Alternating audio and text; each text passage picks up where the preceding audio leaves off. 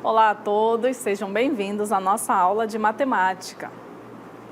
Eu sou a professora Manuela Franco e agora vamos para a nossa revisão.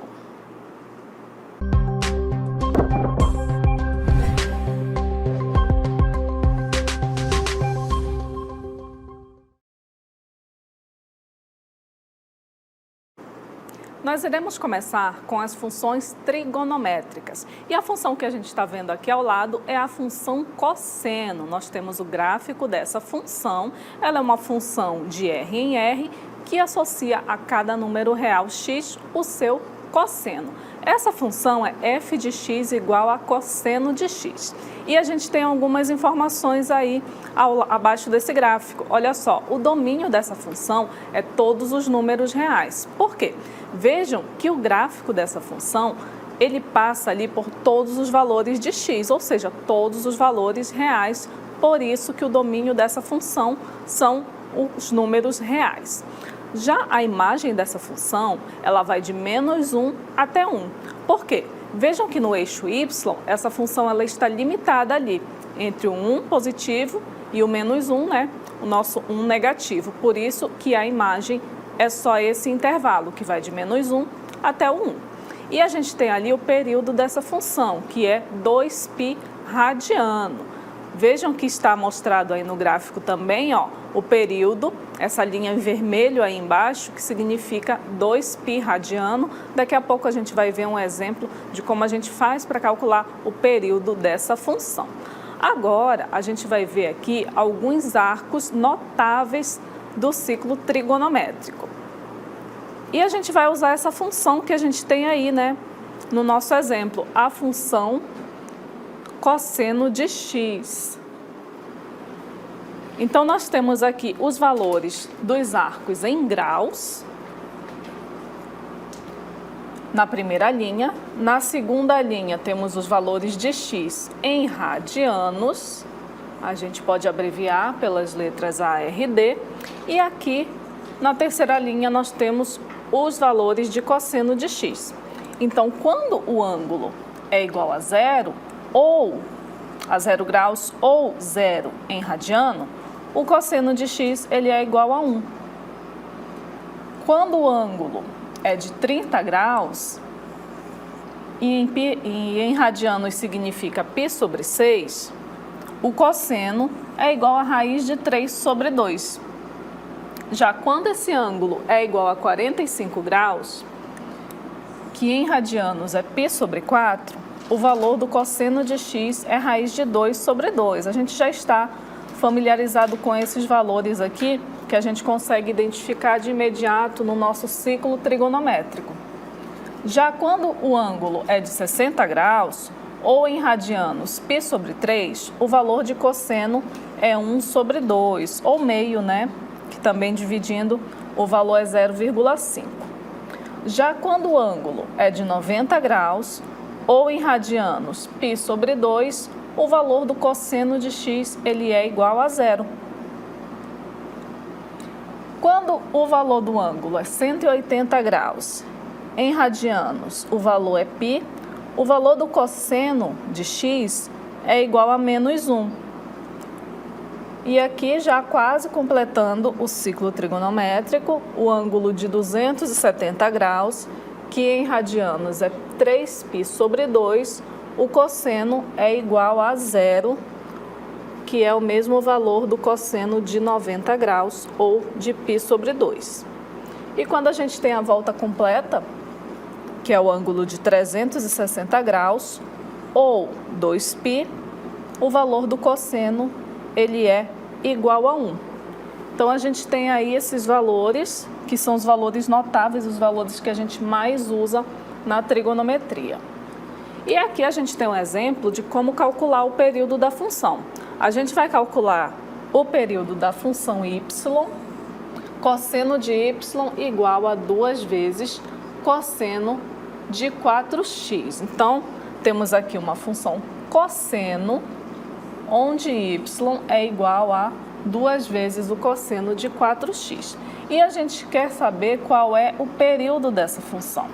Para calcular o período da função cosseno, a gente usa 2π sobre o módulo de b. E quem é o b? O b é o coeficiente que está acompanhando aqui o valor de x. Nesse caso, é o 4. Então, a gente só precisa substituir o b por 4. Então, módulo de b vai ser igual ao módulo de 4, que é igual ao próprio 4. Então, o período dessa função vai ser 2π sobre 4. Simplificando aqui, ó, podemos dividir o 2 por 2, que dá 1, o 4 por 2, que dá 2. Então, o período dessa função vai ser 1π sobre 2. Só que o 1 a gente não precisa colocar, então fica que o período dessa função é π sobre 2, ou seja, o período da função lá, da função y, igual a, vamos voltar aqui, 2 vezes o cosseno de 4x. O período dessa função é π sobre 2, ok? Agora, dando continuidade, nós vamos rever aqui um assunto que é a progressão aritmética. Agora a gente vai ver o que é uma progressão aritmética, que também a gente chama de PA. Temos aqui a definição dela, que é toda sequência que, somando uma mesma constante a cada termo, a gente obtém o termo seguinte. E o que a gente tem também? A gente tem a razão da PA, que ela é o número somado aos termos. A gente vai já ver um exemplo para a gente ver como que a gente forma essa PA. E o que a gente tem também? A gente tem a classificação da PA. Ela pode ser crescente quando essa razão é positiva. Quando a razão é negativa, a PA ela é decrescente. Mas a razão ela também pode ser zero. E quando a razão da PA é zero, nós temos uma PA constante. Então, temos essa classificação aí de 3 tipos. E a gente tem as expressões para a gente calcular ou os termos, ou a razão, ou a quantidade de termos da PA. Para calcular a razão, a gente tem aí R igual a N menos a N menos 1, que significa você pegar um termo e subtrair pelo anterior. A outra fórmula que a gente tem aí é a fórmula do termo geral, que é a N igual a A1 mais N menos 1 vezes a razão, onde o AN é o último termo, o A1 é o primeiro termo, o N é o número de termos e o R é a razão da PA. A gente também tem a soma dos termos da PA finita, que é Sn igual a A1 mais AN vezes N dividido por 2. Então, a gente tem aqui, ó, temos um exemplo de progressão aritmética, a gente vai ver daqui a pouco. Então, vejam aqui com a gente que mais informação a gente tem sobre a PA.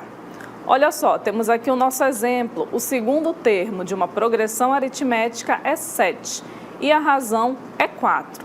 A soma dos 20 primeiros termos é... Então, nós temos aí 5 alternativas, mas a gente vai precisar usar algumas daquelas fórmulas que a gente viu agora há pouco. O que nós temos? A gente tem o segundo termo, que é 7. O A2 dessa PA é 7. E temos o R, a razão, que é 4.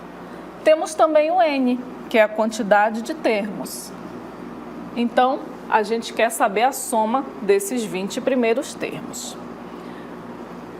Temos a razão, que é 4, o A2, que é 7, e não sabemos qual é a soma dos termos.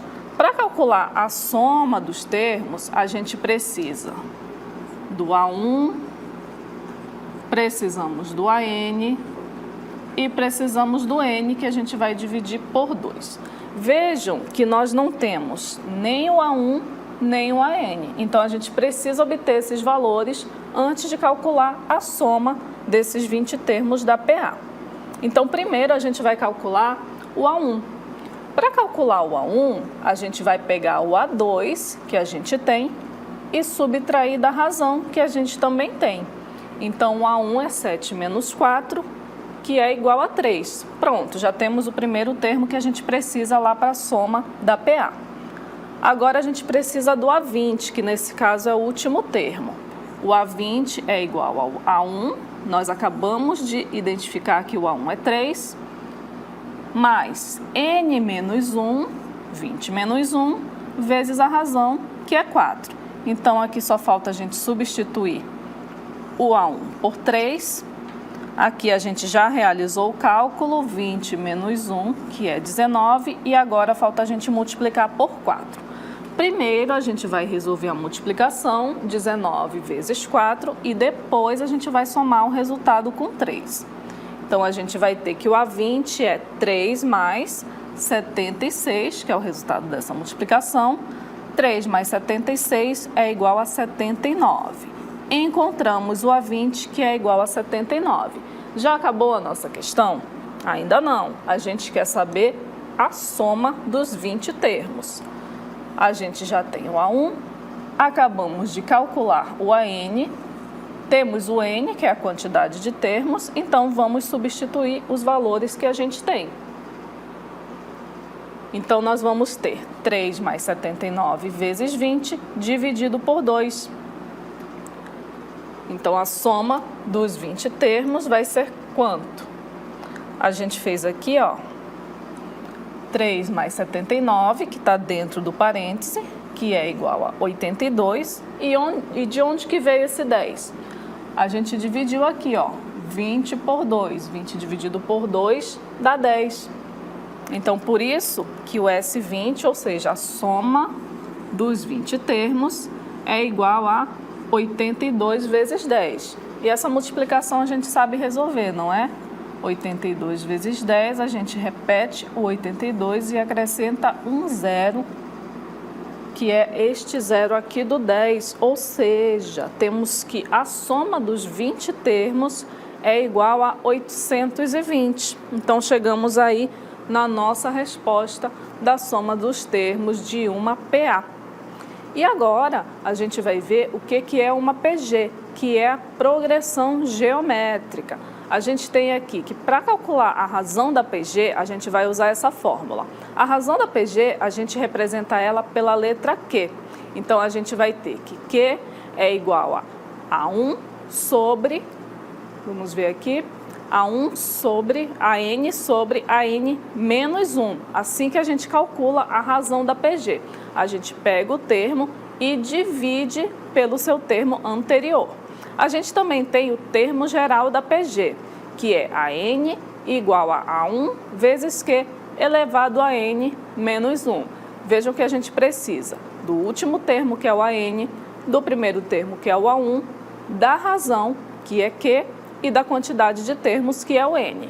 E a gente tem duas fórmulas para a soma da PG. Nós temos a soma da PG infinita, que é igual a A1 sobre 1 menos Q, onde a gente só precisa do A1 e da razão. E temos a soma dos termos da PG finita, que é A1 vezes Q elevado a N menos 1, dividido por Q menos 1. Aí a gente vai precisar do A1, precisamos da razão e da quantidade de números da PG, a quantidade de termos dessa PG. E a gente tem aí mais uma informação, de que cada termo, a partir do segundo, é igual à multiplicação do termo anterior por uma constante Q. Ou seja, quando a gente tem uma PG, a gente tem lá o seu primeiro termo, o segundo termo dessa PG, ele vai ser multiplicado pela razão. Vamos ver aqui no nosso exemplo. Temos aí um exemplo do Dante. Quantos termos devemos considerar na PG 3, 6 para obter uma soma igual a 765? Então, olha o que a gente tem. A gente tem aqui a PG, temos dois termos da PG. Temos o A1, que é o primeiro termo. O primeiro termo dessa PG é igual a 3. E temos o segundo termo. Mas a gente vai precisar do segundo termo para calcular a quantidade de números na fórmula da soma? Não. Para que esse segundo termo vai ser útil? Ele vai ser útil para a gente calcular a nossa razão. A gente vai pegar o segundo termo e dividir pelo primeiro. E aí a gente obtém o valor da nossa razão. O que mais que a gente tem? A gente já tem aqui o valor da soma, que é 765. A gente está precisando da quantidade de termos dessa PG, do N, que é justamente a pergunta: quantos termos devemos considerar. Então, precisamos calcular o valor de n, o que significa que nós temos, nesse caso, uma PG finita. Então, temos aqui os termos A1 igual a 3, a razão Q, que é igual a 6 dividido por 3, que dá 2, a soma dos termos, a gente ainda não sabe quanto é o n, então por isso vai ficar Sn igual a 765, e substituindo os valores, a gente vai encontrar o valor de n. Então, nós temos aqui a fórmula da soma dos termos da PG finita, Sn igual a 1, nós temos o A1, nós temos também o valor de Sn, já calculamos o valor da razão e a gente precisa calcular aqui o valor de n. Então, vamos substituir os valores que a gente tem. A gente só inverteu aqui a ordem, ó. Colocamos o valor da soma, que é 765, o A1 é 3, a razão é 2, então substituímos o Q por 2, o n permaneceu, que é o que a gente vai calcular, e o menos 1 da fórmula, tanto aqui do numerador quanto do denominador.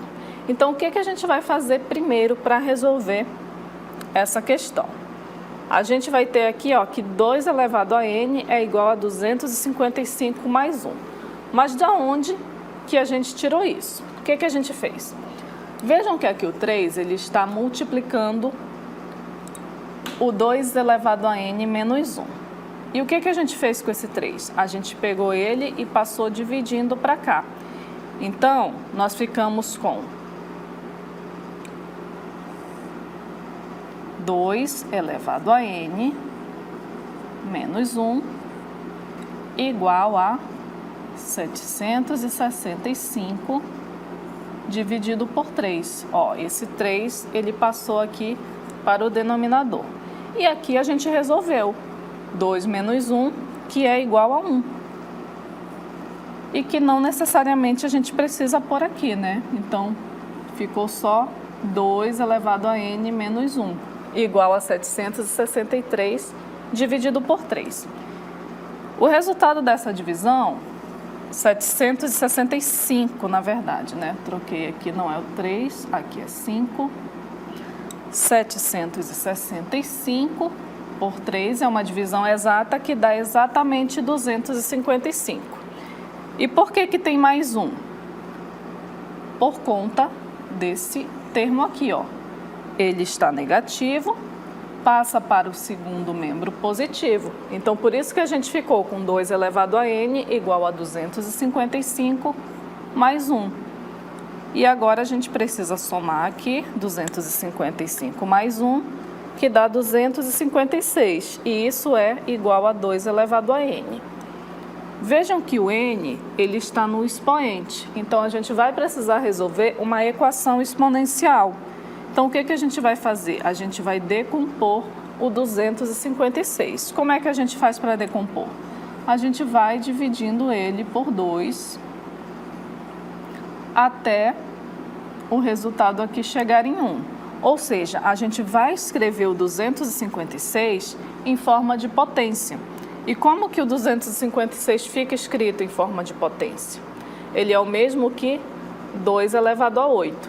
Então, pela propriedade aqui das potências, ó, se a gente tem que 2 elevado a n é igual a 2 elevado a 8, se as bases são iguais, significa que os expoentes também são iguais. Ou seja, n também vai ser igual a 8, que é a resposta da nossa questão. A gente não precisava saber a quantidade de termos que a gente representa pela letra n, então aí está a nossa resposta.